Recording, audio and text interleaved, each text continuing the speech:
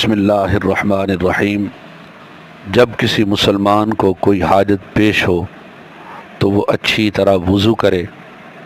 اور پھر 2 رکعت نماز نفل پڑھے اور اللہ کی حمد و ثنا کرے اور نبی کریم صلی اللہ علیہ وآلہ وسلم پر درود شریف پڑھنے کے بعد یہ دعائے حاجت پڑھے۔ اللہم انی اسألک و اتوجہ الیک بنبیک محمد النبی الرحمہ یا رسول اللہ انی قد توجہت بک الی ربی فی حاجتی ہذہ لتقضی لی حاجتی اللہم فشفعہ فش۔ اے اللہ، میں تجھ سے سوال کرتا ہوں